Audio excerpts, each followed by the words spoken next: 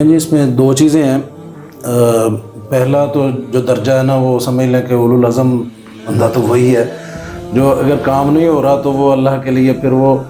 وہ رشوت کی طرف نہ جائے، وہ کہ کام نہیں ہوتا چلو دنیا کا نقصان ہے یہ ہو جائے میں برداشت کر لوں گا، یہ وہ اس کو برداشت کرے۔ بلکہ یہ عقیدے کی بات ہے، میرے نزدیک تو دنیا کا نقصان اس کا ہونا ہی نہیں، اللہ 700 گنا اس کے دے گا۔ وہی آگے میں اسی طرف ہی جا رہا ہوں کہ وہ اس کو چھوڑ دے۔ وہ افسر جو ہے وہ رشوت کے بغیر کام نہیں کر رہا، وہ مسلمان ہے، اس کا ایمان ہے، اللہ پہ توکل، اللہ پہ بھروسہ ہے، وہ کہے جی میں نے رشوت نہیں دینی جو مرضی ہو جائے۔ اس کا دو فائدے ہوں گے، ایک تو وہ جو افسر ہے اس کی کرتوت بھی سامنے آئے گی، ظاہر ہے جب اس کا کام یہ پھر شکایت بھی کرے گا سارے معاملے، اور دوسری طرف اس کے اوپر اللہ کی رحمت بھی ہوگی، اور واقعی جو آپ نے بات کی ہے اللہ اس کو اس سے کئی گنا بہتر جو ہے وہ عطا فرما دیں گے۔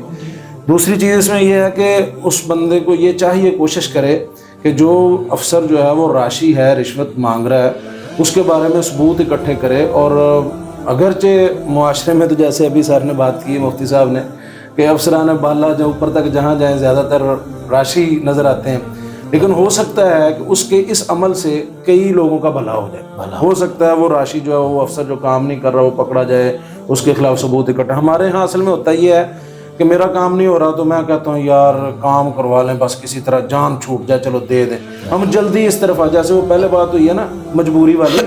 مجبوری ہم بہت جلد مجبور ہو جاتے ہیں، حالانکہ مجبور ہوتے نہیں لیکن جلدی مجبور بن جاتے ہیں، نہیں یار بس مجبوری ہے تو اب پیسے دے دیں اور کام کرو۔ اس سے کیا ہوتا ہے کہ رشوت لینے والے کا حوصلہ بڑھتا ہے۔ تو ویسے ہمارا پہلے نمبر پہ کردار تو یہی ہونا چاہیے کہ جو مرضی ہے ہم نے رشوت نہیں دینی اور ہم اس کے خلاف جو ہے وہ، بلکہ اس آیت سے جو مسلمان ہوئے ہمارے شیخ ہدایت اللہ صاحب حفظہ اللہ تعالی ورا، اللہ تعالیٰ ان کو علم و عمل والی اور صحت والی برکت عطا فرمائے۔ شیخ مفتی صلی اللہ علیہ صاحب آپ کو پتہ ہے کہ شاد باغ میں تشریف رکھتے ہیں، تو شیخ صاحب اپنے دور کا ایک واقعہ سناتے تھے کہ میٹر لگوانا تھا نا، پورے محلے میں میٹر لگنے تھے، تو کہنے لگے کہ میں ایس ٹی او کے گھر گیا نا، تو کہنے لگا میں نے عام دھوتی پہنی ہوئی تھی، چپل پہنی تھی، کرتا پہنا، تو مجھے دیکھ کر کہنے لگا جی مولوی تیری جتیاں کس چانیاں نے،